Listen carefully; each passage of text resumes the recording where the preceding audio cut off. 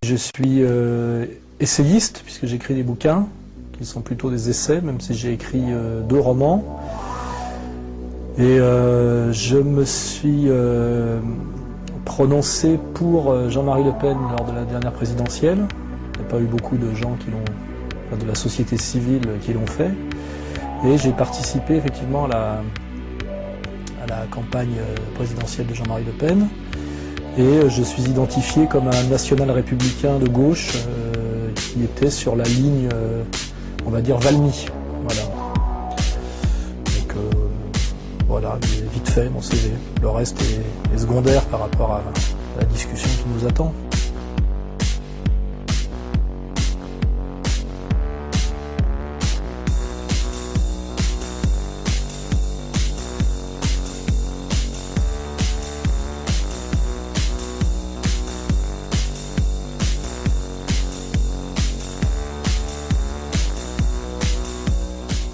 Ce qui m'a marqué, c'est l'élection de Sarkozy et surtout la facilité, parce qu'on pouvait s'y attendre, mais la facilité avec laquelle il a été élu.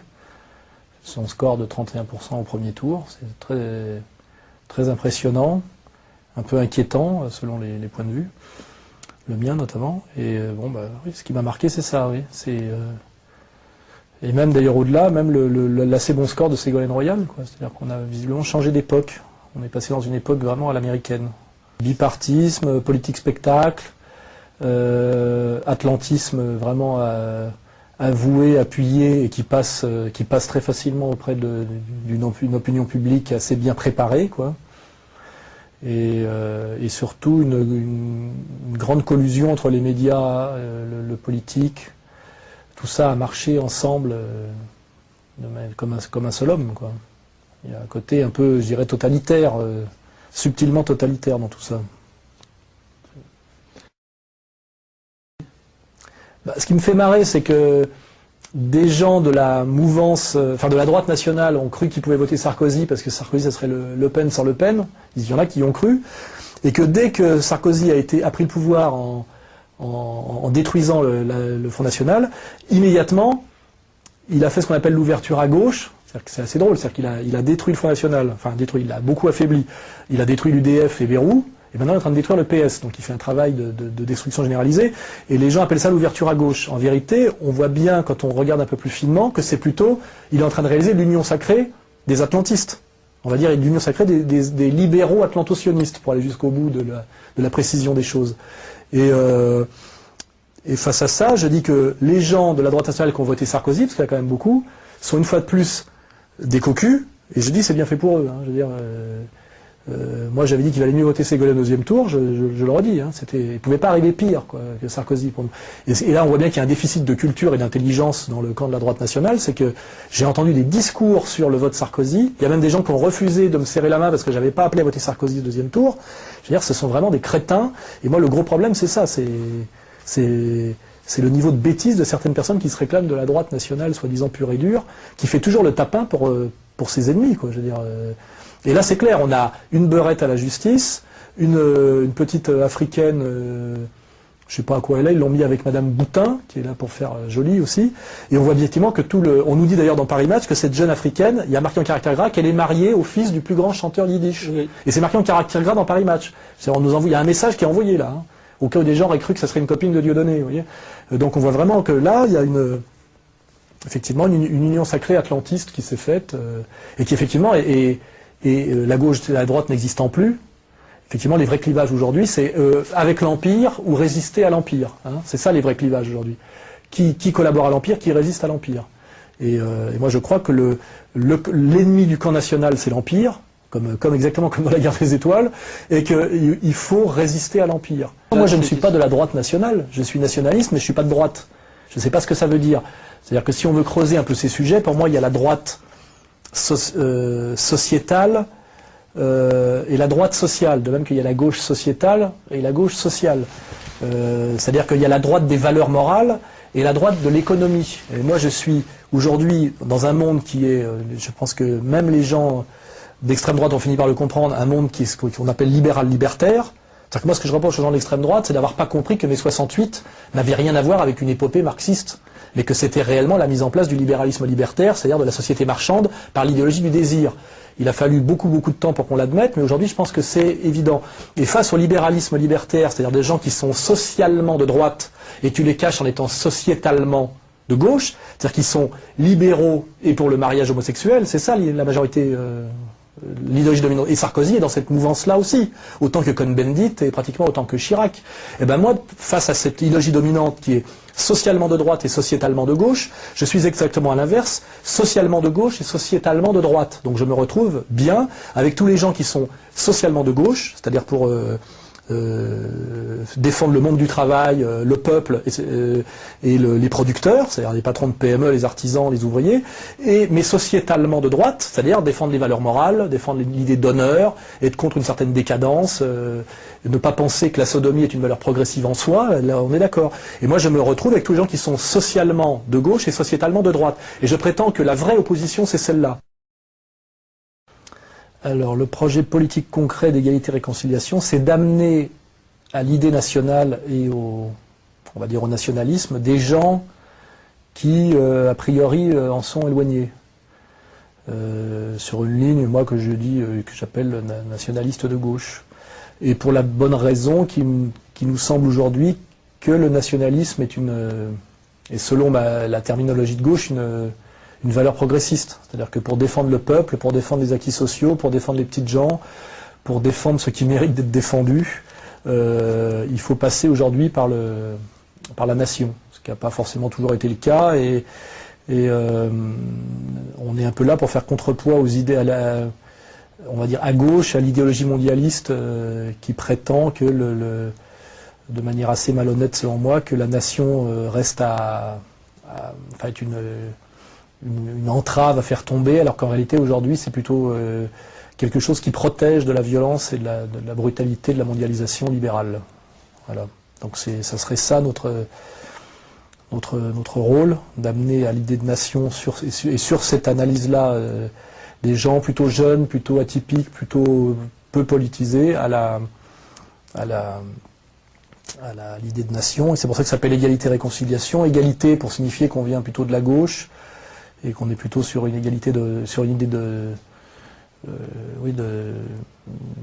défense des acquis sociaux plutôt que sur des idées d'extrême droite, et réconciliation parce que si tous les nationaux ne se réconcilient pas, ils ne pourront pas être une force qui peut résister notamment à la domination sarkozyste, et il est important aujourd'hui de créer une union sacrée des résistants à la mondialisation, et donc une union sacrée des nationalistes, quoi. Comme il y a pu avoir par le passé, du temps du cercle Proudhon, où des maurassiens et des syndicalistes révolutionnaires essayaient de créer une espèce d'union sacrée contre le même ennemi déjà à l'époque, c'est-à-dire la bourgeoisie libérale, quoi, qui aujourd'hui est une bourgeoisie libérale mondialiste, alors qu'à l'époque elle pouvait être nationaliste. Comme quoi tous ces concepts-là se transforment en fonction de la réalité et de l'histoire, quoi. Donc pour vous, en gros, la nation est un outil au service de la lutte des classes? Pas au service de la lutte des classes, c'est un outil au service du bien. Le bien, c'est pas... Les classes sociales, ça existe, les rapports de classe, ça existe, les antagonismes de classe, ça existe. Il peut y avoir aussi à certains moments des collaborations de classe. Tout ça se discute, tout ça se transforme en fonction de la situation. Et ce qui est sûr, c'est que moi je ne suis pas, un religieux de la lutte des classes, mais je mène un combat pour le bien, c'est-à-dire pour la défense. Les gens de droite pourraient appeler ça le peuple, que les gens plus marxistes pourraient appeler les forces productives, et qui pour moi est la même chose. Les gens qui assument le principe de réalité, c'est-à-dire que les gens qui font la France. Ça s'oppose aux parasites, ça s'oppose que ce soit d'ailleurs des parasites du haut ou du bas. C'est-à-dire que les gens qui portent la France à bout de bras par leur travail et aussi leur amour de la France. Et je pense que tout ça peut effectivement transcender un peu certains clivages de classe, mais aussi il n'est pas utile de rappeler que comme disait Mao Zedong, je crois, le poisson pourrit toujours par la tête, à savoir qu'aujourd'hui, une certaine bourgeoisie dominante vivant du capitalisme financier est profondément internationaliste, on va dire mondialiste, et traître de ce point de vue-là à la nation et au peuple français, à ses intérêts, à son bien-être. Et il me semble que le problème aujourd'hui de l'internationalisme traître n'est plus du tout celui qu'on a pu montrer du doigt, de celui de l'internationalisme communiste, à l'époque où on pouvait dire que le PC fort était attelé à Moscou. Aujourd'hui, c'est plutôt l'internationalisme mondialiste traître de cette surclasse transnationale dont parle très bien M. Attali, c'est-à-dire de cette bourgeoisie financière, cosmopolite, qui, elle, est le traître internationaliste à montrer du doigt aujourd'hui. C'est plutôt le grand bourgeois qui fonctionne sur des sociétés offshore que l'ouvrier français, ou le petit artisan, le petit patron, celui qui se bat encore pour une certaine idée de la France et du travail. Et ben, si les lignes changeaient, et si la nation ne représentait pas n'avait pas cet intérêt social, entre guillemets, est-ce que vous seriez quand même nationaliste? En gros, est-ce que votre nationalisme est aussi affectif, charnel, ou est-ce que c'est juste un nationalisme de circonstance, un nationalisme lié à votre idéologie C'est les deux. C'est-à-dire que la nation française, pour moi, c'est une histoire, c'est une langue, ça a quelque chose d'irrationnel et de complètement affectif, c'est-à-dire la France c'est ma mère, on va dire. C'est-à-dire que j'ai un attachement à la France qui fait que je suis ému quand l'équipe de France, quelle qu'elle soit d'ailleurs en sport, gagne. Je suis toujours plus touché quand c'est un compatriote qui est engagé dans une compétition, c'est certainement. Mais en même temps, je me méfie de la manipulation de la nation par des élites qui sont souvent, à mon avis, la représentent très mal. Et d'ailleurs, l'exemple Sarkozy, c'était parfait. Sarkozy a jamais autant mis la nation en avant, et l'a jamais autant trahi dans les faits, puisqu'on voit bien que c'est un atlantiste. La Constitution européenne qu'il est en train de refaire passer en douce est en train d'enlever les derniers restes de l'indépendance française. Donc, je suis un patriote, et je rappelle que la nation, pour moi, est quelque chose de fondamentalement de gauche. D'ailleurs, c'est une invention de gauche, la nation. Avant, on était sujet du roi, et la réconciliation de la nation avec une certaine droite réactionnaire, c'est Maurras, c'est très récent. Et moi, je suis national républicain au sens historique et étymologique du terme, et je me sens proche en tant que patriote de l'héroïsme de la commune, c'est-à-dire de ces ouvriers, de ces petits artisans, de ces petits patrons du faubourg Saint-Antoine qui ont refusé de désarmer Paris et qui ont refusé l'humiliation de la défaite de Sedan. Et je crois que le peuple est beaucoup plus patriote souvent que les élites dirigeantes. Donc c'est en ça que on peut avoir un sens aigu comment dirais-je, de la question sociale et être très patriote, et même souvent ça va très bien ensemble. C'est démontré historiquement. Alors, vous venez de dire que vous étiez ému par les victoires de l'équipe de France. Donc ça m'amène à une question. Qu'est-ce que vous pensez de l'affirmation du général de Gaulle selon laquelle le peuple français est avant tout un peuple européen de race blanche, de culture grecque et latine et de religion chrétienne? C'est une vérité historique qu'on constate. Mais après, l'histoire de France ne s'arrête pas là. Il y a eu une épopée coloniale. Nous avons amené à la francité et déjà à la langue française des millions et des millions de gens d'Afrique du Nord et d'Afrique. Et moi, je me sens plus proche de Le Pen que de Gaulle sur cette question-là, à savoir que à un moment donné, je pensais qu'il était comment dirais-je, une France de 100 millions de Français qui intégrait des Maghrébins et des Africains qui parlaient notre langue et avec lesquels nous avions une communauté de destin que nous leur avions d'ailleurs imposée.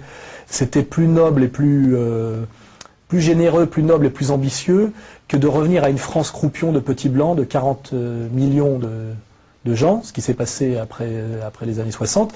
Surtout qu'en plus, ça a été un mauvais calcul, parce que si on avait donné la nationalité française aux Français du Maghreb, aux Maghrébins, qui seraient donc devenus français, ce seraient peut-être devenus des Français prospères dans leur pays d'origine, alors que là on a eu la perte de l'Empire et le regroupement familial, c'est-à-dire qu'on a été objectivement doublement perdant. Donc je me sens beaucoup plus proche de Hollande et de Le Pen que de Gaulle sur cette question, et moi je me méfie des racialistes trouillards, des gens qui ont peur que leur sang soit dominé, vous voyez. Et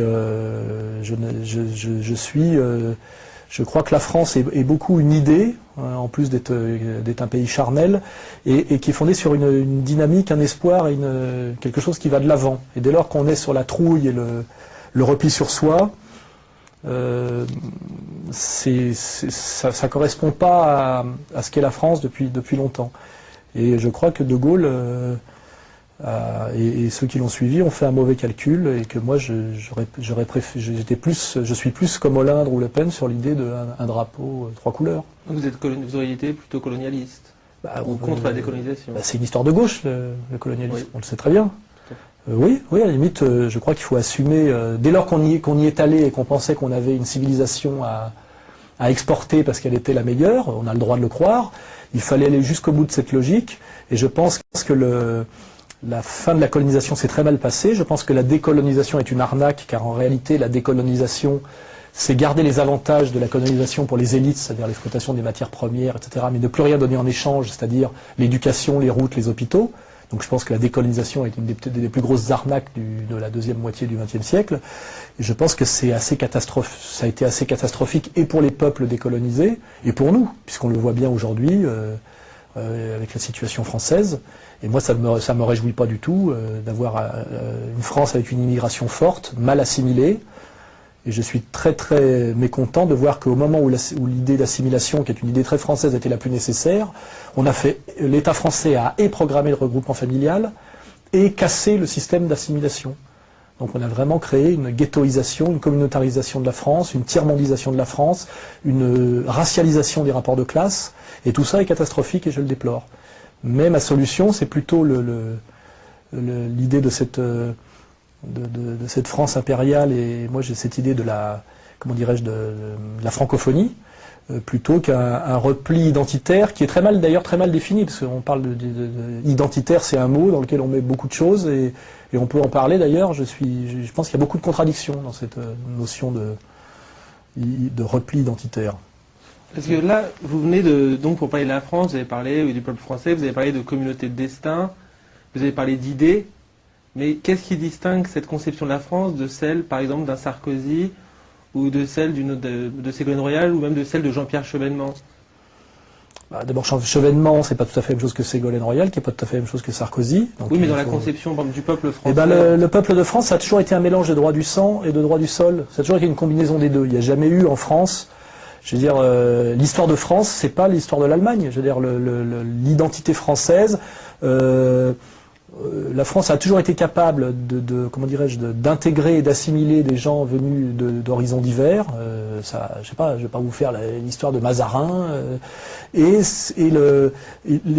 étrangers, comme aujourd'hui avec un peu les États-Unis d'une autre manière, parce que la France était quand même le phare du monde, jusqu'à la fin du XVIIIe siècle.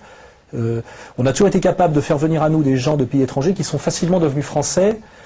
Parce qu'il y a quelque chose de profondément universaliste dans la culture française. Donc on a cette qualité à laquelle je crois qu'il ne faut pas renoncer. Mais moi je ne suis pas sur un espèce de dualisme exclusif, droit du sol, droit du sang. Je pense que la France est sur une tradition de combinaison des deux, et l'assimilation c'était ça. C'était à partir d'un socle charnel d'un peuple qui a une base ethnique qui se discute, qui est assez complexe, puisqu'il y a des Celtes, il y a des Gallo, après des Gallo-romains, moi je viens de la tribu des Allobroges, je suis savoyard, enfin on avait réussi en France à faire une France des régions qui aboutissait quand même à une idée nationale sans renoncer à ses origines régionales. On pouvait être à la fois auvergnat et français, récemment même breton et français. Cette articulation a fonctionné. On a réussi ce truc-là. Et ça marchait pas mal.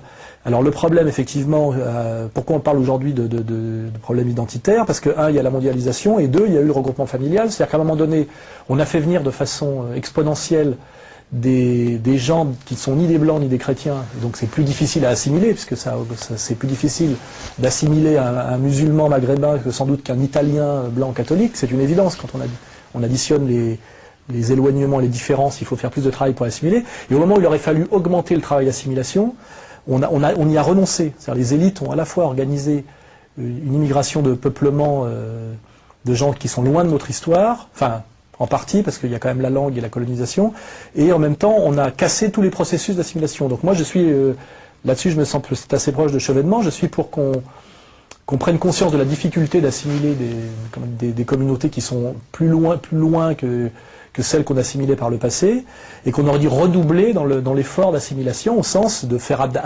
adhérer des gens à nos valeurs, à notre histoire, par un travail de pédagogie, d'apprentissage.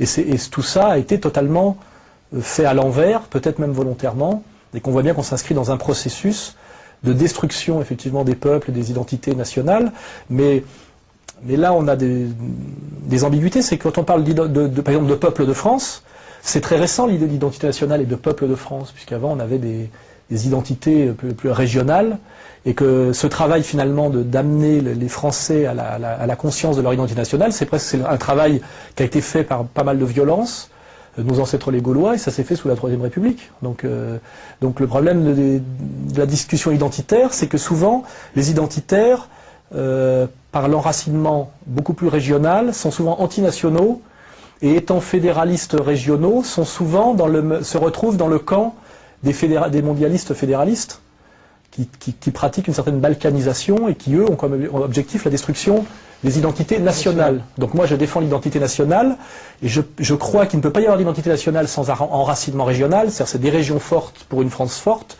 Je fais remarquer que ce jacobinisme abstrait qu'on reproche aux jacobins, c'est Louis XIV qui l'a initié, la monarchie a commencé par le faire.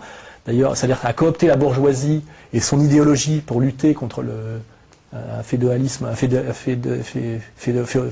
rebelle. Et donc, ce qui me gêne, moi, dans ce débat, c'est que souvent, les gens qui sont sur l'idée d'identité ne sont pas au niveau, en termes historiques et en termes conceptuels. Ils trichent un peu. Et que ce sont souvent des antinationalistes, et souvent qui font le jeu de la mondialisation, qui passe par la destruction des nations et le fédéralisme régional. On le voit au niveau de l'Europe. Jacques Lang est pour les écoles d'Iwan, c'est pas un hasard. Je veux dire, les mondialistes sont pour tout ce qui peut renforcer les régions contre la nation. Oui, c'est vrai, d'autant plus qu'on a remarqué dans les années 70, par exemple, que toute la mouvance régionaliste, etc., elle complètement été récupérée par la gauche. C'était au départ des groupes d'extrême droite qui sont devenus finalement d'extrême gauche. Donc quand à un moment donné la gauche flatte les régionalistes, c'est pas qu'ils sont devenus plus intelligents par rapport à un sujet, c'est qu'ils y ont intérêt. Donc moi je dis, je suis absolument pour l'enracinement, je suis pour l'identité, je suis contre la mondialisation marchande que je trouve très dangereuse, mais je dis qu'il y a des pièges. Donc effectivement, c'est un débat qui est très important et qui souvent est posé de manière caricaturale. C'est-à-dire il y aurait, moi je serais dans le nationalisme abstrait qui renverrait à l'idéologie des Lumières et aux francs-maçons, et les autres seraient soi-disant dans l'identité régionale pure. Et moi je vois très bien que les pièges sont des deux côtés. C'est qu'effectivement le nationalisme abstrait est quelque chose qui amène au mondialisme en réalité, c'est évident. Et l'enracinement intégral qui devient antinational, on le voit bien avec les Alsaciens, on le voit bien avec les Niçois, finit finalement par travailler plus ou moins consciemment ou inconsciemment pour un certain fédéralisme européen qui est, on le sait, le cheval de Troie de la mondialisation et qui a pour objectif aujourd'hui prioritaire de défendre les États-nations qui existent, notamment l'État-nation français. Vous ne pensez pas qu'en faisant la promotion justement du vivre ensemble, la promotion de cette communauté, de ce pays basé sur une idée, etc., comme vous venez de le développer, vous faites aussi le jeu des mondialistes? Est-ce que vous ne pensez pas non, je ne fais pas le jeu des mondialistes, d'essayer de faire en sorte que la France n'éclate pas, n'explose pas. Mais quel intérêt de garder une France si elle n'a plus aucune, si son identité n'est plus qu'une idée vague? J'ai pas d'idée vague sur la France, moi j'ai des idées très précises sur la France. Et je suis pour dans ce cas-là, quelle sera la particularité de la France à part sa langue? Sa langue, son histoire, ses valeurs, c'est pas rien. À partir du moment où la majorité de la population est composée de personnes qui ne sont pas liées à son histoire.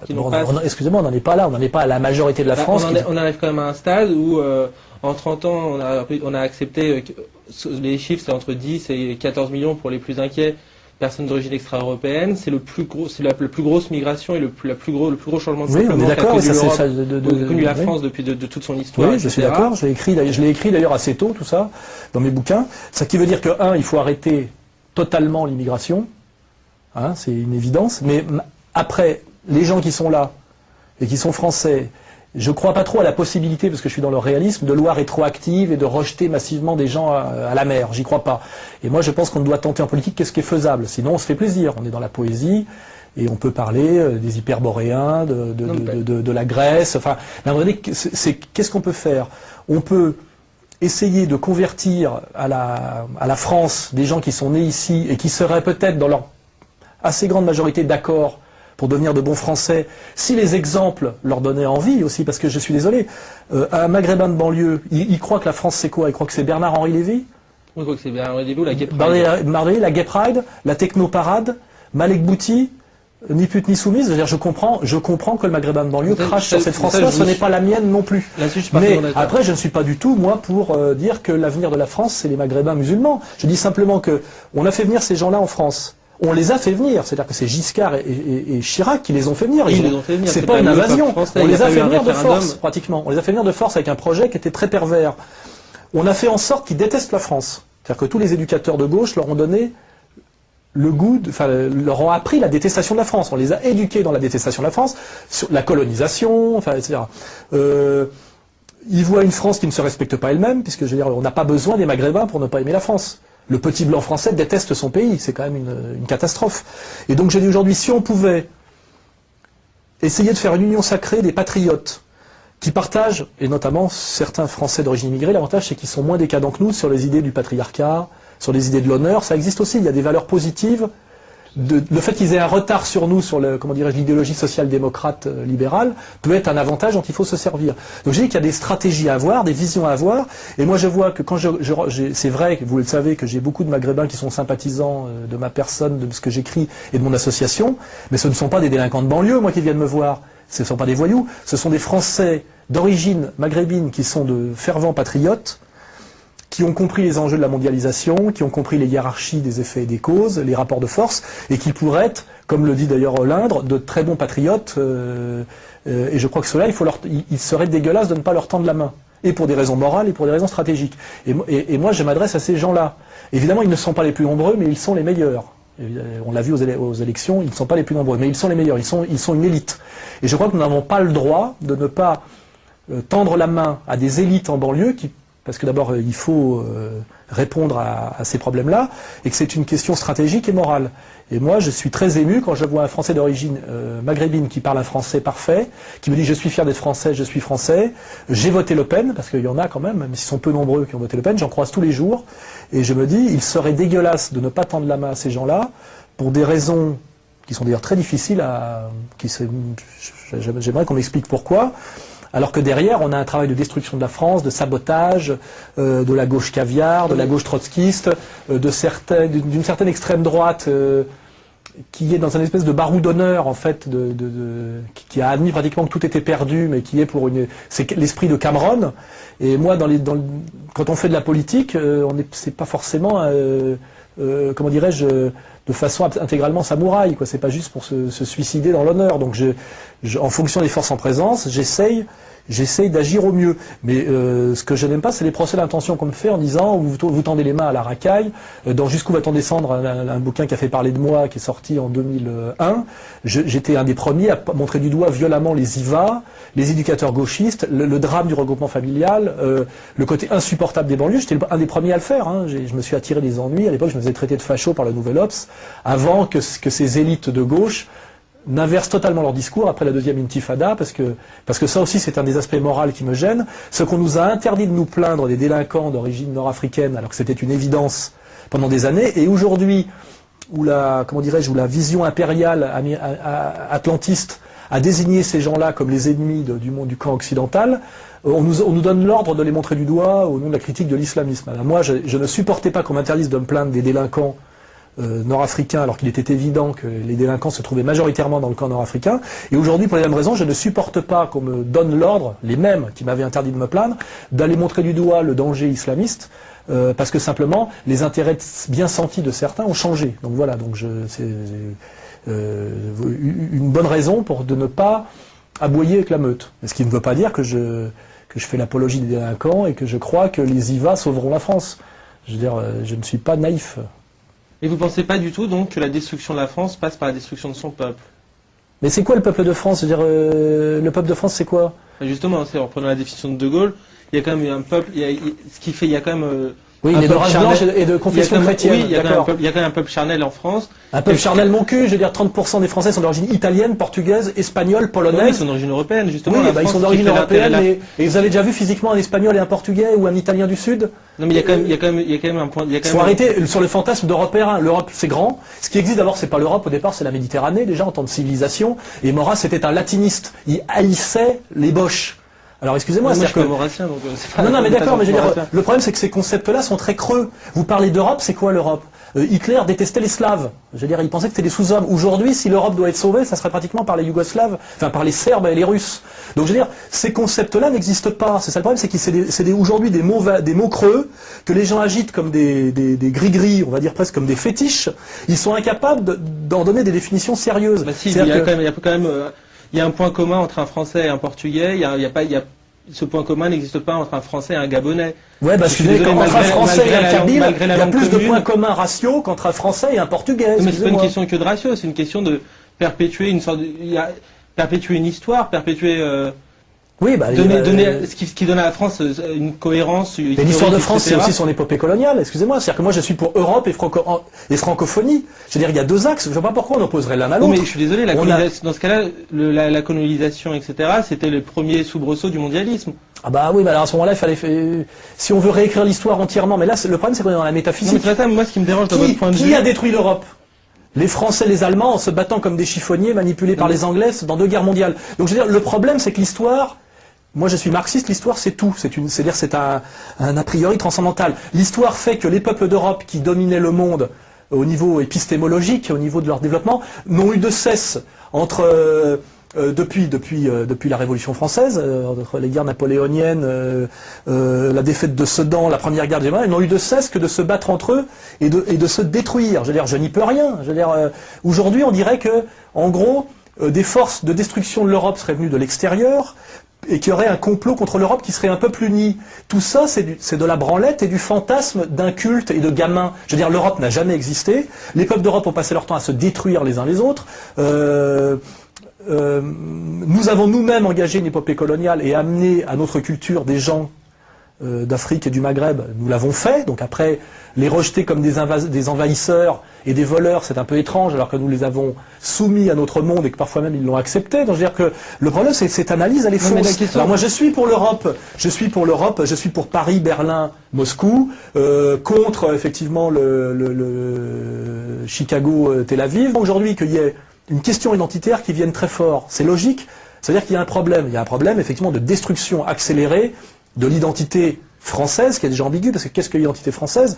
De l'identité régionale, par la mondialisation, qui est à la fois américaine et tiers-mondiste, je veux dire, parce qu'il y a les deux. Parce que quand je vois le problème des délinquants de banlieue, les délinquants de banlieue ne sont pas délinquants de banlieue parce qu'ils sont musulmans, c'est parce qu'ils ont tout piqué au sous-prolétariat américain des ghettos. Totalement, Donc tout ça, c'est-à-dire que c'est des questions qui sont complexes. Et je crois que quand on est dans le fantasme simplificateur de dire si les peuples d'Europe, blancs et chrétiens s'unissaient, le problème serait réglé, c'est pas du tout c'est que le problème c'est que il y a tellement de médiation avant d'y arriver que posé comme ça ne donne rien. C'est pas du tout ce qu'on sous-entend. Moi, ce que je sous-entends, c'est que là, pour résumer, en gros, au 19e siècle, on a commencé à casser les régions. Maintenant, on en arrive à casser. On n'a pas cassé les régions. On a cassé bien avant. Je suis désolé, on avait quand même. Pour moi, on part du principe, partons du postulat que ce qui donne la richesse au monde, c'est la diversité des identités, la diversité de ses. Mais en France, on n'a pas cassé les régions tant que ça. Moi, quand j'étais gamin, c'est les années 60, on a une identité régionale très forte, c'est-à-dire que les gens sont d'origine, à Paris, on voit bien, il y a les Auvergnats, les Bretons, on voit bien ils tiennent certains secteurs de l'économie, les gens vont en vacances dans leur famille, tout le monde a encore à l'époque, dans les années 60, des grands-parents, des oncles qui sont agriculteurs dans leur région d'origine, et on y va en vacances, et je ne vois pas qu'il y ait eu de destruction d'identité, il y a même Interville, je vais faire l'émission Interville, la destruction des régions, elle s'est accélérée à partir de mai 60. 68 en Oui, réalité. non, mais C'est-à-dire le mépris total du bouseux, le mépris total même du beauf. C'est très récent, c'est l'idéologie libérale libertaire où on a préféré aller en vacances au Maroc, en Inde, plutôt qu'en Auvergne. On s'est mis à. Oui, mais justement, vous-même. C'est pas le jacobinisme qui a détruit les régions en réalité, c'est pas vrai. Ça s'est fait dans les années 70. Non, mais moi je dis pas que c'est un complot, que ça part d'une volonté de quelqu'un, n'importe quoi. Mais c'est vrai qu'à partir de la révolution industrielle, quand les Auvergnats ont commencé à fuir l'Auvergne pour aller sur Paris, comme vous le dites, comme vous le soulignez, là, il y a eu... comme ça, on a l'exode rural, par exemple, c'est très récent. On a observé quand même le début de la disparition. On voit même des écrivains. Vous voulez revenir au féodalisme? Non, mais justement, écoutez jusqu'au bout. Non, mais c'est ça le problème. Non, mais en gros, à l'époque, donc on a ressenti ça. Maintenant, on le voit. Les identités régionales, à part quelques trucs en Bretagne, etc., ça ne signifie plus grand-chose. Oui, ça peut être du folklore après, aussi. Maintenant, on arrive au stade supérieur, qui est justement ce mixage international. C'est-à-dire qu'il y a eu un mixage régional qui a fait la France, machin, etc. Où on a vu, moi je vois mes grands-parents, ils étaient issus de parents limousins, machin limousin. Après, ils sont mariés avec une bourguignonne, avec une Lorraine, machin comme ça. Et maintenant, on arrive au stade supérieur, c'est-à-dire quand ce mélange ne touche plus des régions, mais touche des continents. Oui, c'est la débat. D'ailleurs, tout ça à voir avec l'histoire du libéralisme économique, Tout à fait. Avec la société industrielle, la standardisation. Oui, c'est des processus lourds. Mais quelle est l'alternative? Je veux dire sérieuse. Parce que comment? Je veux dire, les gens même qui font la promotion, par exemple, de l'identité régionale, le font via Internet, avec du matériel américain, des logiciels américains. Je veux dire, si l'identité régionale est réduite à un folklore militant, je sais pas, c'est comme repeindre un bâtiment en pensant qu'on l'a changé parce qu'on a remis une couche de peinture dessus. C'est-à-dire que ce sont des questions très sérieuses. Et effectivement, l'idéologie mondialiste, l'acculturation par le monde marchand mondialiste est très très angoissante, mais quelles sont les stratégies de résistance? C'est ça le problème. Est-ce que c'est revenir au patois régional? Non, pas du tout. Je vois moi ce qui se passe en Espagne, ce qui se passe en Catalogne, est très inquiet pour moi et très inquiétant. Et on voit d'ailleurs que souvent les idéologies, là où on pousse l'identité régionale politiquement, on l'a vu en Italie avec la Ligue lombarde, on l'a vu en Espagne, ce sont des régions riches poussées par l'Europe qui sont en général sécessionnistes parce qu'elles en ont marre de financer les régions pauvres. Et est-ce que tout ça a un intérêt? Je veux dire, moi, le sécessionnisme catalan m'intéresse absolument pas. Je pense que ça va dans le mauvais sens. Il n'y a pas plus mondialisé aujourd'hui que la Catalogne sécessionniste. Il suffit d'aller à Barcelone pour voir que du temps où Barcelone était plus sous contrôle du pouvoir central franquiste madrilène, c'était moins mondialiste qu'aujourd'hui. Donc c'est-à-dire que ce sont des questions qui sont très complexes et très perverses. Et ce que j'aime pas, moi, c'est les simplifications fausses. C'est tout, c'est tout ce que je dis. Mais je me pose les mêmes questions que vous. Simplement, les réponses aujourd'hui m'inquiètent, notamment des identitaires, parce que ça attaque systématiquement d'ailleurs le camp national. C'est-à-dire que c'est quand même bizarre, c'est que l'identitaire existe qu'en attaquant le camp national. Aujourd'hui, ils prétendent venir de la droite nationale, mais ils sont profondément antinationalistes. Et je me dis, qui derrière va ramasser les fruits d'un travail de destruction de la nation? Je vois ce qui s'est passé en Yougoslavie, je vois la stratégie de balkanisation, qui est d'ailleurs la stratégie objective des néoconservateurs et de ceux qui ont mis en place l'idéologie du conflit de civilisation. Le diviser pour régner, essayer de casser toutes les nations. On voit ce qui s'est passé en Irak. Je veux dire, on avait quand même un pouvoir bassiste fort, nationaliste laïque avec Saddam Hussein, avec un axe avec la Syrie. On voit très bien aujourd'hui qu'on a un pool chiite, un pool sunnite et des sécessionnistes kurdes, et que tout ça est voulu par les Américains. Les Américains, eux, ils sont très identitaires, visiblement, quand il s'agit de détruire leurs ennemis par tous les moyens. Donc c'est la question que je me pose. Je me dis, qu'est-ce qu'il y a derrière l'angoisse identitaire est totalement légitime, le réenracinement est fondamental, même d'un point de vue anthropologique, j'en suis certain, mais aujourd'hui, je me demande si l'Empire n'est pas en train de de flatter les identitaires pour achever de détruire les États-nations qui, pour des raisons historiques, se retrouvent quand même les derniers bastions de résistance à l'Empire et à la mondialisation. Alors, mais ce que je veux dire par là, c'est que une France black, blanc, beurre, je vois pas l'intérêt. C'est ça que d'abord, moi, j'ai jamais prôné une flanque oui, mais le fait est que concrètement, on arrête l'immigration maintenant. Oui. On arrête l'immigration maintenant. Il n'y a plus d'immigrés qui rentrent. Le fait est que la France sera black, blanc, beurre. Elle est condamnée à l'être. Oui, elle l'est pour une histoire qu'on a fait nous-mêmes, qui s'appelle l'épopée coloniale, oui. C'est comment dirais-je, le contre-coup de l'Empire, oui. On a effectivement, il y a ça, plus la décolonisation qui s'est mal faite, plus le regroupement familial. C'est un constat. Quelles sont vos propositions par rapport à ça? Moi, moi, pour la proposition, par exemple, concrètement, c'est on observe que toutes les communautés se replient et se communautarisent, et je me demande pourquoi est-ce qu'on sera les derniers à le faire? Est-ce que les Français de souche sont les seuls à pas avoir ce droit-là, à pas avoir le droit d'essayer de préserver ce qui peut être préservé? Non, mais j'ai pas dit le contraire, moi. Simplement, qu'est-ce que ça va donner à la fin? On va faire, c'est quoi? C'est le camp des saints? Je veux dire, on va faire un ghetto gaulois. On avait en France un système assimilationniste qui était contre le modèle anglo-saxon, qui n'était pas comme le modèle anglo-saxon communautaire. On est en train de se communautariser à l'anglo-saxonne, et ce combat est pratiquement perdu, on s'en rend compte. Alors on se dit, est-ce qu'on lutte contre cette communautarisation, ou est-ce que finalement on joue notre communauté?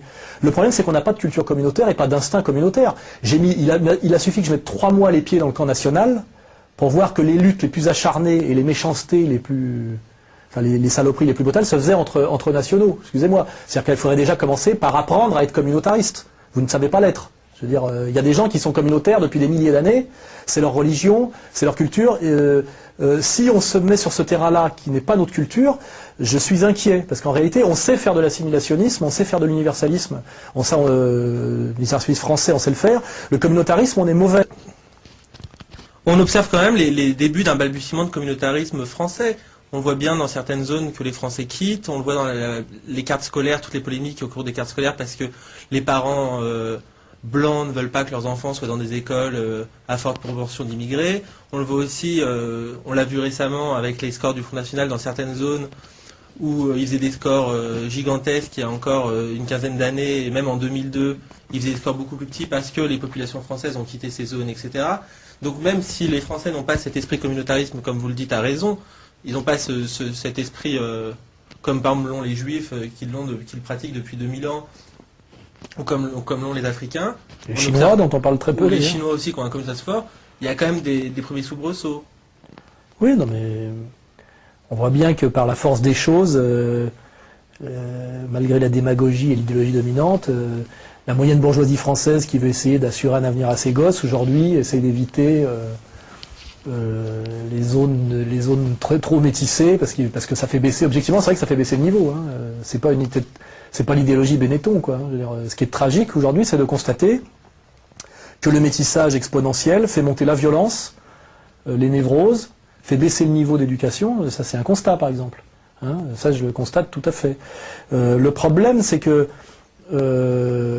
si je regarde certains quartiers, c'est pas seulement des blancs qui se mettent entre eux, c'est des riches qui se mettent entre eux. Parce que quand je regarde le 16e ou la banlieue ouest, on a la bonne bourgeoisie française, souvent bien de droite et même parfois d'extrême droite, les juifs, les arabes, mais les arabes saoudiens, enfin je veux dire, c'est aussi par classe sociale. Et je suis pas sûr que par exemple la solidarité communautaire blanche ferait à un moment donné que la bonne bourgeoisie française blanche coopte le prolétariat blanc pour l'aider à se sortir de la souffrance dans laquelle il est. C'est-à-dire que le problème, c'est que les rapports de classe existent.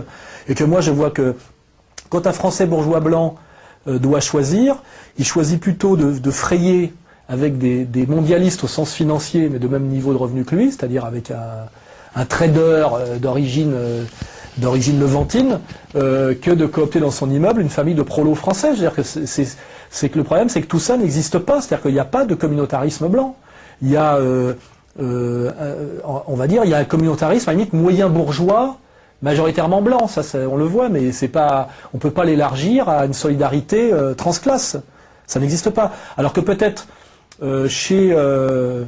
c'est toujours d'ailleurs des pourcentages, mais peut-être qu'effectivement, par exemple chez les juifs, la solidarité de classe est plus forte, sans doute. Il y a une solidarité, bien qu'il y ait aussi des rapports de classe dans ces communautés-là, hein, faut pas rêver, hein, il y a les riches, les pauvres. Qui n'ont pas tout à fait les mêmes intérêts, qui ne sont pas tout à fait traités de la même façon. Mais donc moi, on voit bien effectivement que par le côté dislocation de la France d'hier, les gens qui ont les moyens essayent de s'en sortir comme ils peuvent.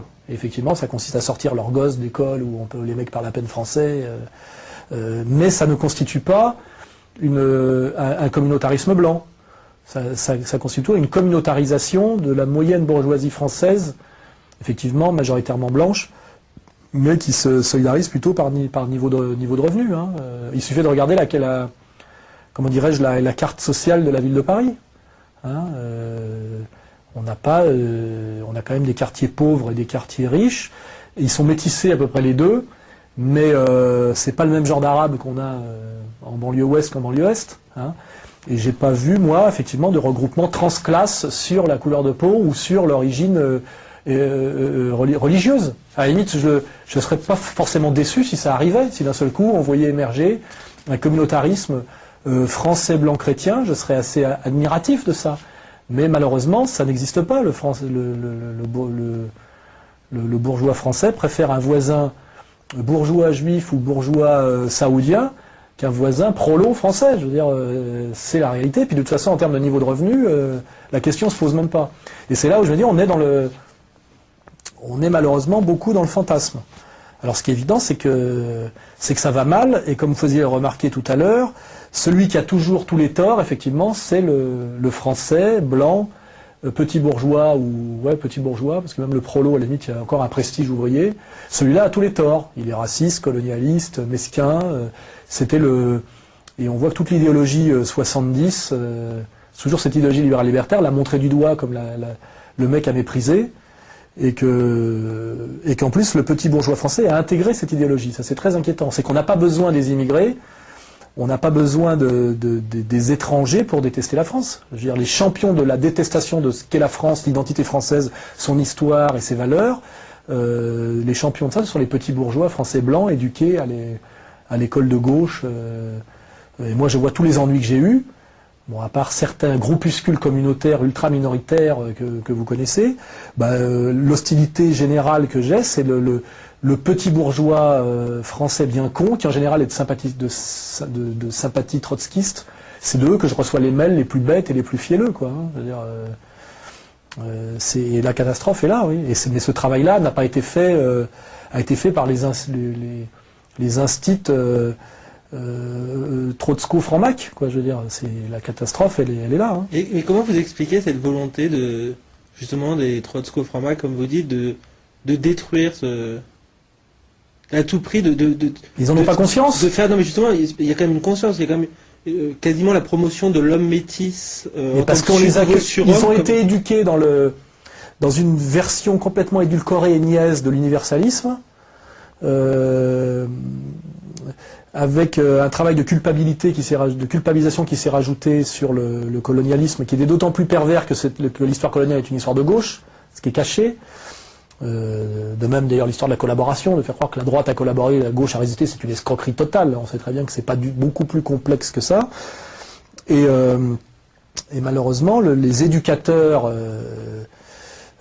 pervers et abrutis ont produit une espèce d'idéologie dominante, Trotsko-Franmac, qui n'a gardé que le pire de l'humanisme, le pire de Rousseau, le pire de la Révolution française, pour produire une idéologie de mort, quoi. C'est-à-dire une idéologie qui ne peut qu'affaiblir celui qui l'adopte.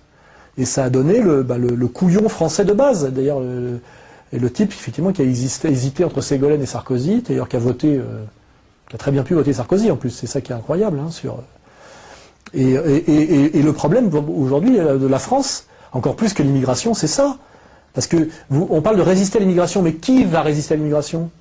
Je veux dire, le français moyen éduqué par Star Academy, les émissions d'Arte, les instituteurs de base, cette idéologie dominante, libérale, libertaire, gaucho stupide, et pour le métissage, la haine du blanc, la haine de la France, la haine du chrétien. Pour lui, un chrétien, c'est un curé pédophile.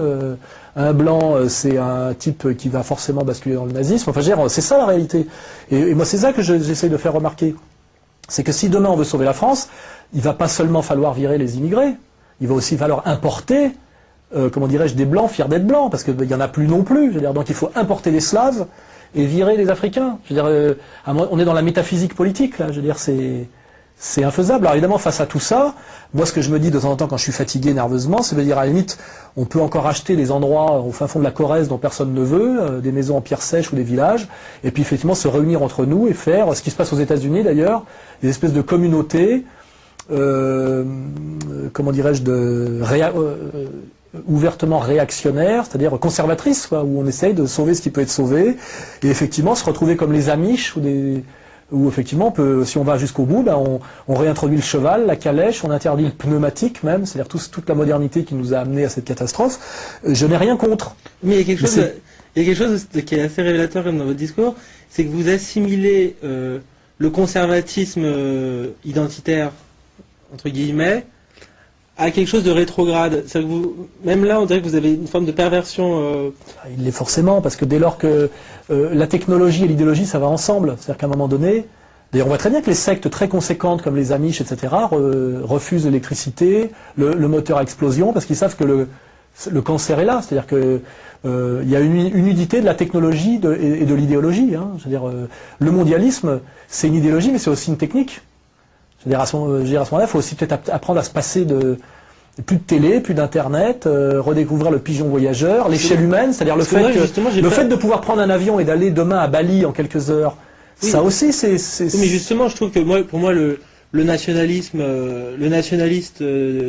à notre époque, à l'heure justement où on peut se déplacer, où on est en 3 heures à Marrakech, où on met autant de temps à aller à l'autre bout du monde qu'on en mettait à aller dans son chef-lieu de canton il y a un siècle, c'est évident que la donne a changé. Mais justement, est-ce que le nationalisme aujourd'hui, c'est pas réussir à faire la liaison des deux, réussir à conserver le maximum de...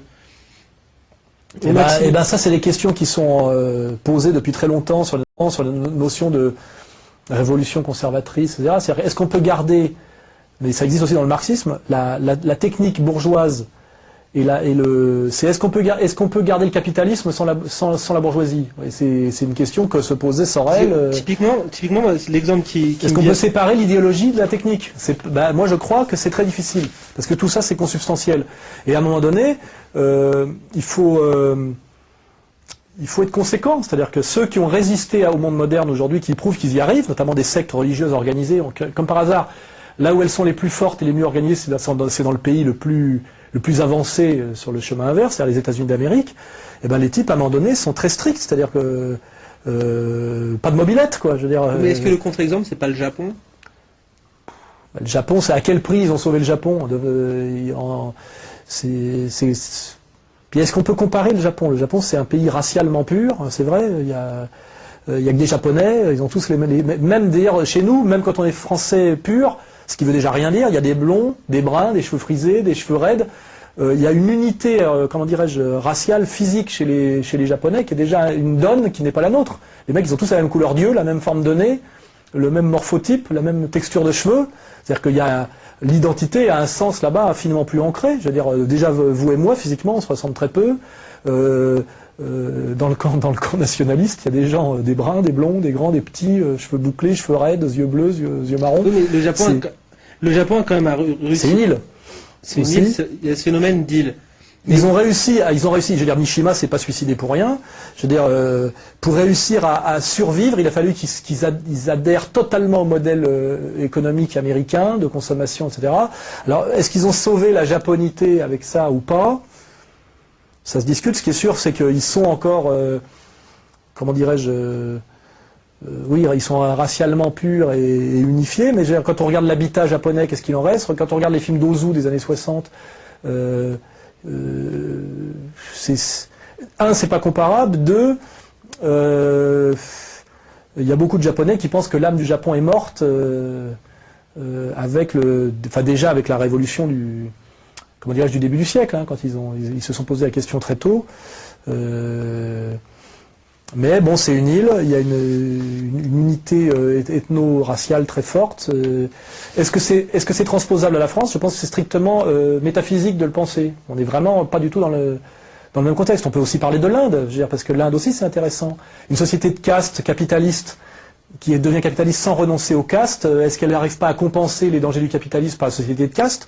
Effectivement, c'est intéressant. Mais d'abord, ce sont des processus en cours. C'est-à-dire que combien de temps ça tiendra? Est-ce que le libéralisme n'est pas un acide qui a la capacité de tout dissoudre? C'est une question de temps. C'est-à-dire que nous, ça a commencé bien avant. Hein. Donc tout ça sont des processus en cours, c'est des espèces de laboratoires. Mais est-ce qu'on peut comparer l'Inde à la France? C'est strictement impossible. Le Japon à la France, c'est strictement impossible. C'est qu'il faut quand même partir de la France telle qu'elle est. C'est-à-dire de dire, si on était les Japonais, on ferait ci, on ferait ça. on n'est pas une île, on n'est pas, comment dirais-je, racialement cohérent. On l'est pas depuis très longtemps en plus, parce que ça aussi, faut voir, même si le métissage a été exponentiel et effectivement beaucoup plus africain et maghrébin qu'avant, on a toujours été un pays où ça circule un peu plus, ça circule pas mal, quoi. Il y a, donc c'est le problème, c'est la précision et le sérieux. C'est-à-dire que où est-ce qu'on peut aller chercher nos modèles? C'est malheureusement. Il y a aussi des gens qui me parlent toujours de l'Allemagne. Ils préfèrent l'Allemagne à la France. Ils ont le droit. Mais je veux dire, l'Allemagne, c'est très différent aussi, hein, historiquement. Donc, moi, je pense qu'on est fondamentalement obligé de partir de la France. Si on peut pas faire autrement. Et partant de la France, quelle est la marge de manœuvre? Elle est forcément très faible quand on est dans la politique sérieuse. Hein, parce que faire sur un tableau noir ce qu'il faudrait faire pour sauver la France, c'est des trucs de gamins ou des trucs de profs. C'est deux catégories de gens que j'appelle les puceaux, c'est-à-dire les gens qui ne sont pas dans le monde réel. Moi, je peux sur un tableau noir vous dire en une demi-heure comment sauver la France. Le problème, c'est les leviers, sur quoi on s'appuie pour le faire. Ça n'a pas de réalité. On a une marge de manœuvre qui est minuscule, on l'a bien vu avec les élections. On a le Front National a essayé de sauver 2-3 petits trucs en essayant tout en étant soumis au suffrage universel, à l'idée de majorité, parce qu'il y a tout ça aussi. Je veux dire, moi je veux bien qu'on abolisse la démocratie, qu'on abolisse le suffrage universel. Si on pouvait retourner à la Grèce athénienne, je serais très content de tout ça, mais je veux dire, c'est de la métaphysique pure. Je veux dire, ça n'a pas de réalité. Donc c'est qu'est-ce qu'on peut faire ici et maintenant en fonction d'une situation donnée. En réalité, je vais vous le dire, on peut faire très peu de choses. Et je ne suis pas très optimiste. Et moi, avec Égalité et Réconciliation, j'essaye de faire ce que je peux. Et je dis d'ailleurs que ceux qui font ce qu'ils peuvent dans des régions différentes, parce que je crois par exemple que si les identitaires sont assez ancrés en Alsace et s'ils sont assez ancrés à Nice, c'est pas c'est pas par hasard, c'est parce que ce sont des régions qui rendent possible une culture identitaire forte. Parce que ce sont déjà des marches de la France. Je veux dire, Nice avait un statut spécial, et là encore d'ailleurs en partie a été rattaché à la France avec le duché de Savoie en 1860.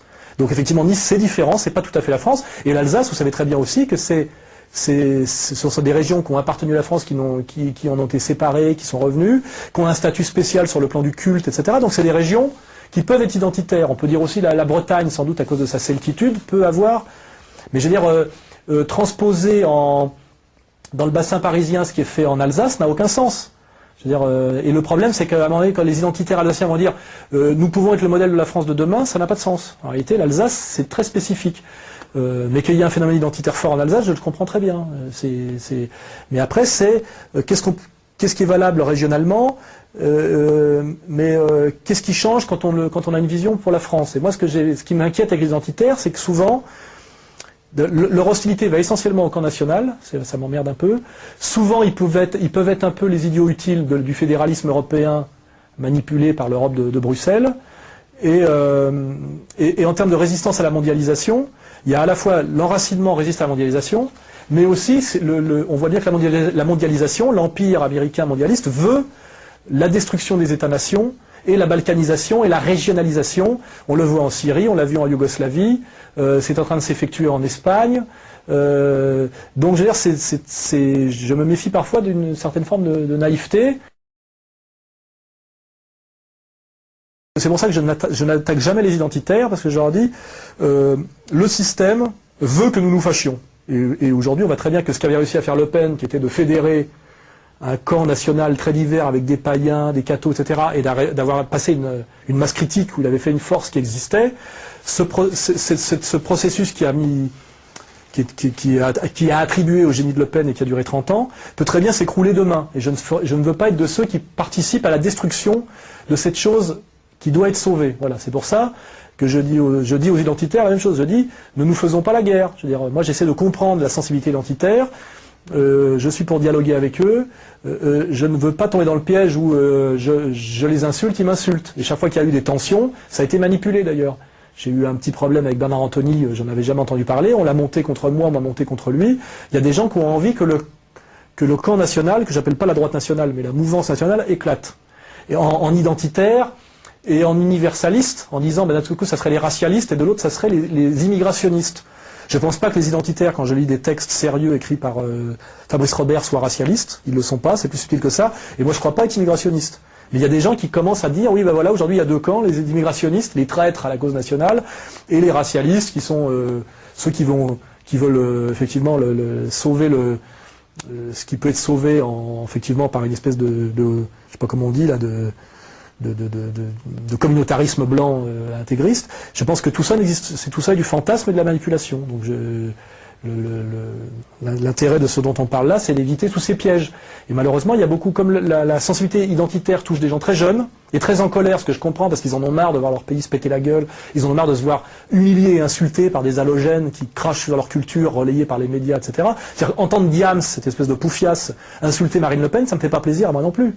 Hein, surtout qu'elle n'a aucune légitimité, aucun talent, rien. Quoi, je veux dire, c'est insupportable. Je le comprends tout à fait. Le problème, à un moment donné, c'est qu'il y a l'émotionnel, et puis après, il y a le travail. Et on le voit bien dans les manipulations de ce qu'on appelle le conflit de civilisation. Quand on manipule une phrase de Benoît XVI pour faire croire qu'il a dit du mal de l'islam, ce qui est absolument faux, et qu'immédiatement des musulmans se mettent à brûler des églises catholiques en Palestine, je veux dire, c'est tragique parce que tout ça est une manipulation. Parce que comme par hasard, à ce moment-là, Benoît XVI avait dénoncé l'idéologie chrétienne sioniste, en disant qu'elle n'était absolument pas conforme à comment dirais-je, aux valeurs du christianisme. Et comme par hasard, il se prend dans la gueule la phrase isolée sur l'islam, qui est une manipulation. Et immédiatement, les musulmans un peu facilement fanatisés, et on a eu le même problème avec les caricatures, brûlent 3 églises. Et moi je veux, c'est très compliqué aujourd'hui d'ailleurs, mais on voit bien qu'il y a du diviser pour régner, et il faut échapper à ça à tout prix. Voilà. Je pense que le vrai combat de demain, c'est de sauver la mouvance nationale, et 2, en même temps de la faire évoluer, parce qu'elle doit répondre à la mutation sarkozyste. Donc c'est les 2 enjeux auxquels on doit répondre, c'est ne pas exploser, mais se transformer sans se disloquer. Et ça, je peux essayer de faire quelque chose pour y aider. Et je voudrais que tous les patriotes authentiques, je ne sais pas comment on peut dire, même les identitaires authentiques, s'attellent à la même tâche et la même conscience des dangers, et des ennemis prioritaires et secondaires. Et voilà le message. Hein. Et voilà ce à quoi pourrait contribuer Égalité et Réconciliation, par exemple. Alain Soral, quels sont vos projets vous allez ressortir, on attend un prochain livre Un bouquin, pas tout de suite, parce que moi je prends des notes sur justement j'essaie de théoriser ce que c'est que le libéralisme sécuritaire. D'ailleurs, j'ai une définition très simple que je vais vous balancer, c'est que le libéralisme sécuritaire, c'est du libéralisme libertaire qui fait semblant de résoudre les problèmes qu'il a lui-même créés. Ça s'appelle Sarkozy, quoi. Et moi, j'essaye de créer ma petite association, la Égalité et Réconciliation, parce que d'abord, je crois à l'aventure collective, et que je crois il faut rester vivant et joyeux. Donc, je veux dire, se grouper entre gens qui ont compris la même chose et continuer à vivre avec des gens qui partagent vos idées, c'est rassurant plutôt. Il faut lutter contre la dépression et la solitude, hein, c'est déjà la première chose, parce que le système vous isole et vous rend dépressif quand vous êtes un peu conscient. C'est très déprimant de voir le Fouquet's, le yacht, la première dame de France, enfin ça fait mal, hein, je veux dire, ça fait mal à la France. Donc il faut, pour échapper à la dépression, il faut fréquenter des gens qui ont la même conscience que vous et qui partagent les mêmes valeurs. Donc l'intérêt de mon association, la Égalité et Réconciliation, dont le nom, l'intitulé n'a pas grande importance, c'est de se retrouver entre gens qui ont à peu près compris les mêmes choses. C'est toujours, voilà, on échappe à la solitude, on produit un peu d'analyse, on échange, et on se tient prêt pour effectivement, au cas où un jour la France voudrait se redresser, pour essayer d'aider, quoi. Mais pour l'instant, on essaye simplement de ne pas sombrer dans la dépression, hein, parce que ça a été quand même très dur, hein, ce qui s'est passé là, de voir que Sarkozy a pu gagner aussi facilement. C'est-à-dire que le peuple de France, qui nous avait donné un peu d'espoir avec le nom à la Constitution et le 21 avril, finalement, avec Star Academy, le loto, etc., s'est laissé défoncer. Il n'y a pas eu besoin de l'immigration, hein, parce que l'immigration, au moins, a voté Ségolène. Il faut surmonter cette déception et cette tentative de désespoir. Il y a beaucoup de gens qui ont pris comme solution, qui ont choisi comme solution de s'expatrier. Hein. J'ai parmi un tiers des personnes avec qui je communique sont des expatriés. Il faut quitter la France, c'est foutu. Et nous, on essaye de s'organiser, de résister. C'est une résistance, je dis, c'est presque une résistance culturelle, quoi, qui consiste à créer des réseaux de solidarité et des réseaux de fraternité entre gens qui partagent les mêmes valeurs, parce que c'est quand même, on prend déjà tellement l'idéologie dominante dans la gueule toute la journée, dans le métro, à la télé, etc., qu'il faut Il faut réagir. Et moi, comme je suis un mec de gauche, le désespoir et le cynisme, ce sont des catégories de droite en réalité. Parce qu'il faut avoir les moyens d'être désespéré et cynique. Quand on est comme moi, sans moyens, on est obligé de se bouger, quoi, parce qu'on n'a pas, comment dirais-je, la rente économique qui permet de regarder le monde s'écrouler comme un spectacle. On le prend en général sur la gueule directement, quoi. Et donc je continue à avancer. Et pour savoir ce qu'est égalité et réconciliation, on vient d'en parler là pendant un temps assez long. C'est une espèce de think tank aussi là, c'est-à-dire un groupe de gens qui réfléchissent à ce qui se passe en ce moment et aux petits moyens que nous avons d'essayer de nous défendre, de résister, de produire déjà les bonnes analyses. Parce que je pense que le premier travail, c'est de comprendre. Parce que quand on comprend mal, ce qu'on fait derrière est forcément foireux, quoi. Voilà, donc comprendre, puis agir. Pour l'instant, comprendre. Le mot de la fin. C'est celui-là. La soirée, je vous remercie. C'est moi aussi.